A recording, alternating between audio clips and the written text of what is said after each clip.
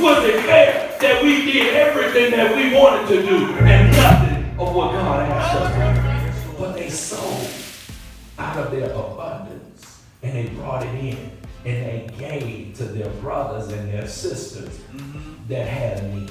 But it says they put it at the feet of the apostles, which means they didn't sit there and try to figure out, no, you don't look like you have a need, no, I'm not going to give it to you. They put it at the feet of the apostles and they let them distribute as men had a need. Isn't that a blessing to sell what you have, give it to the church and say, do what you will with it to help somebody else out because I'm not in need. It's a blessing. That's the spirit of the first church.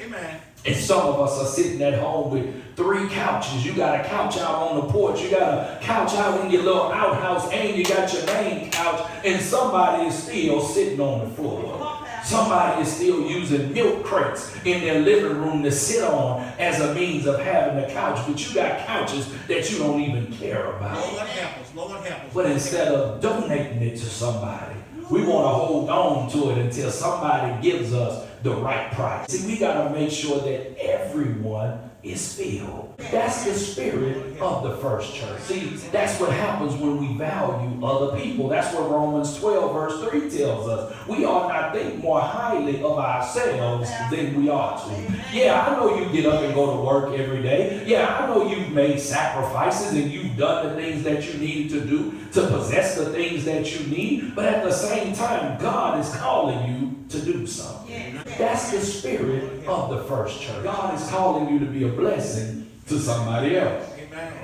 Abraham, he was wealthy, but God told him to get up and go. God told him to leave the spot where he was the wealthiest, get up and go to a place where I will show you.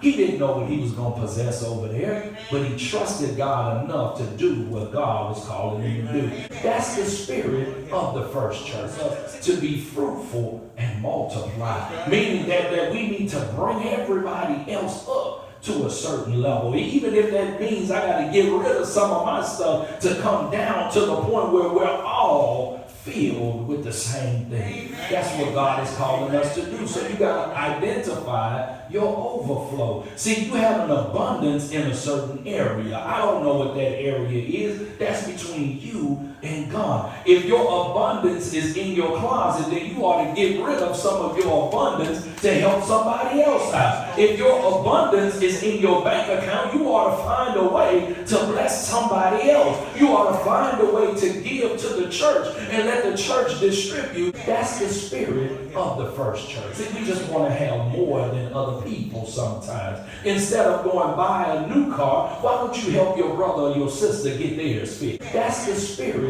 of the first church.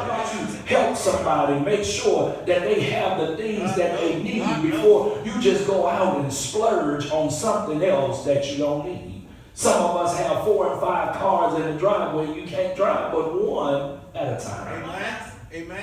And some of them, the batteries are dying and stuff is corroding because you haven't driven them in so long, but you refuse to go help somebody else. That's all I'm saying is identify your overflow. God has blessed you in a certain area. Even with our talents, God has blessed you in a certain area, but you have to be committed. You have to be intentional about your overflow. You got to make time to contribute. See, if you don't make time, then you won't ever do it. Some of us say, I'm going to clean out my closet and I'm going to give some stuff to somebody else, but we never make time to go in and clean out our closet. We keep saying, I'm going to do it tomorrow. I'm going to do it tomorrow. I'm going to do it tomorrow. But if you make time and stick to that time, now you're being committed to the mission. Some of us, we have to take the time to do it on a daily basis. Even if I'm just going to grab one outfit out of the closet to give to somebody else, that's what I'm going to do. Even if I just put $10 in church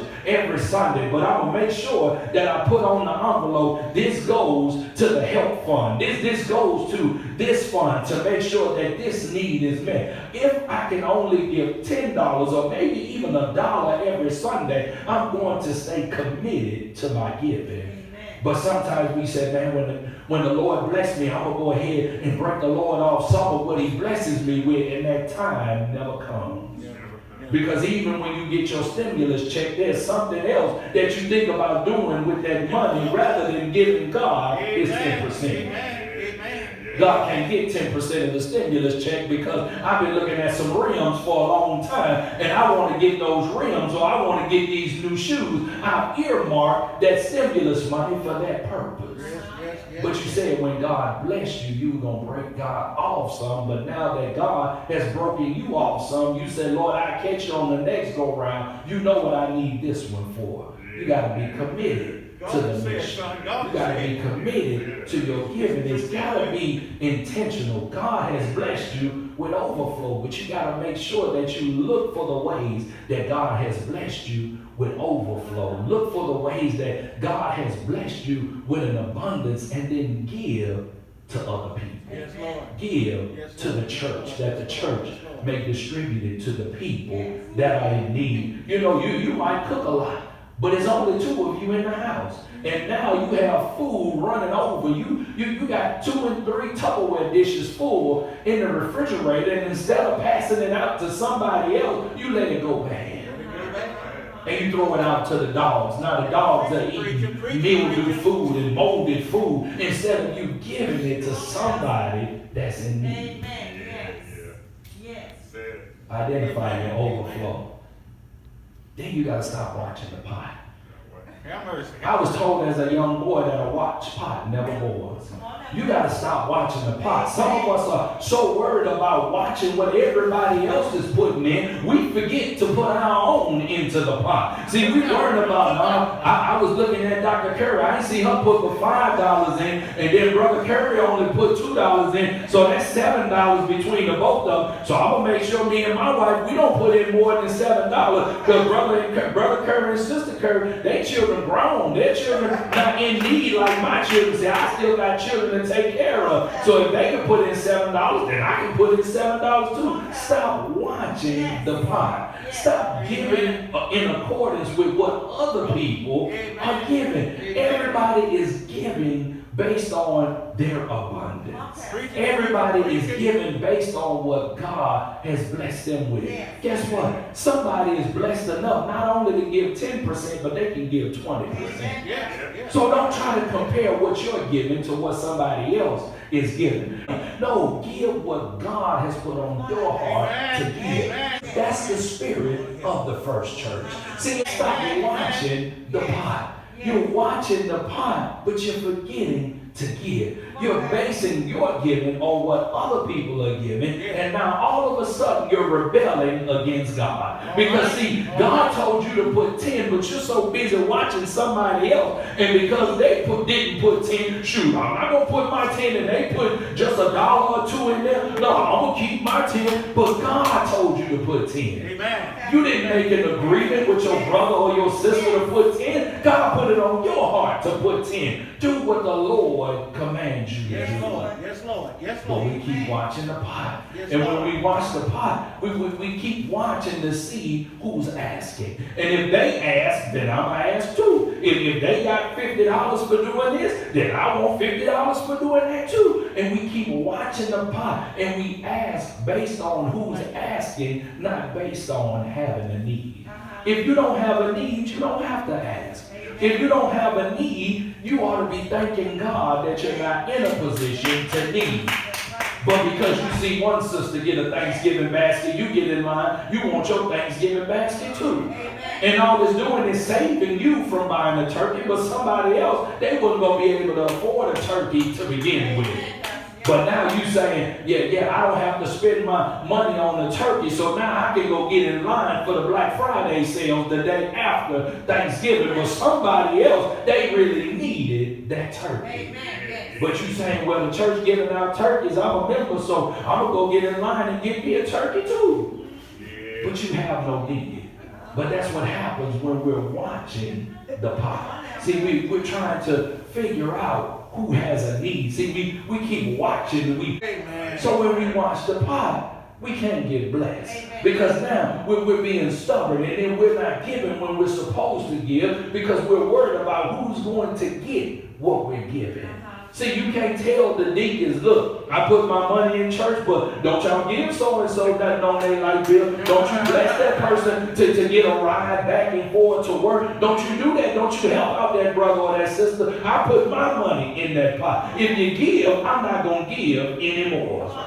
But now you're being disobedient to God. You're not hurting the church. You're not hurting your brother or your sister. You're hurting yourself. Because the word asks us, will a man rob God?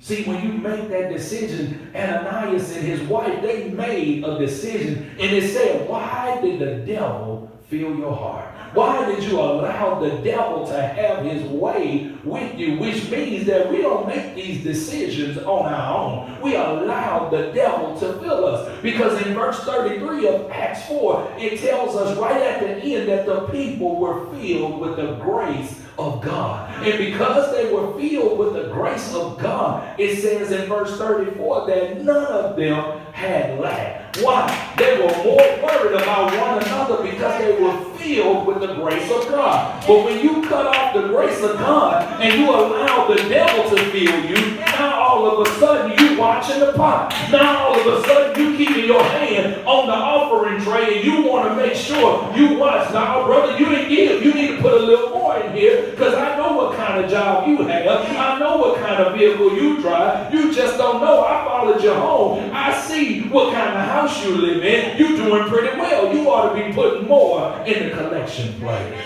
We're watching the pot. But when we're watching the pot, God is not being blessed. Because now we're holding back on God. And what happened to Ananias and his wife? They held back on God and they died.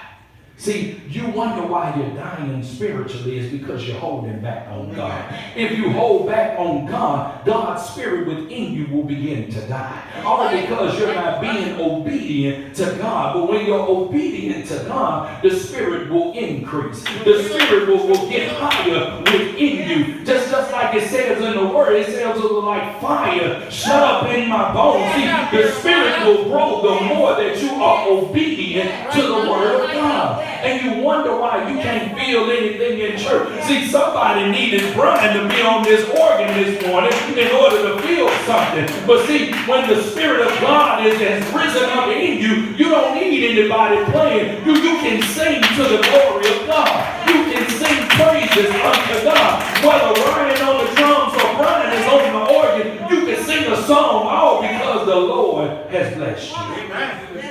You can keep the beat without some music. All because the Lord has blessed you. The Lord has put a song in your heart because you've been obedient to God and God has been blessing you. But we got to stop watching the Bible. We're worried about equality and God is worried about equity. See, we keep saying it's not fair, but let me ask you a question. Was it fair that God so loved the world that he gave his only begotten son? It didn't say God gave the son that he really didn't care much about. God gave the son that was the most obedient to him or disobedient to him. It said God gave his only begotten son. Was it fair that Jesus was convicted of a crime that he never committed? Was it fair that Barabbas was let go and Jesus was held and the people said crucify him? Was it fair that Jesus had to carry a cross all the way up a hill? Was it fair that every time he fell they kicked him and they spit on him and they beat him and they told him to get up? Was it fair that he hung out on the cross and he had spikes driven into both of his hands? He had a spear pierced in his side. Was it fair when his blood came running out and when he had no more blood he even gave up the water that was in his body? Was it fair that they put a crown of thorns on his head? Was it fair that he had to look at his father and say, Father, why hast thou forsaken me? Was it fair that the people that had done these things, he had to look up to his father and say, Father, forgive them, for they know not what they do? Was it fair that we were able to commit sin after sin back in the 80s, but God still got us to 2020? Was it fair that when God saved us and brought us into church, we said, I don't like that church, I'm going to the other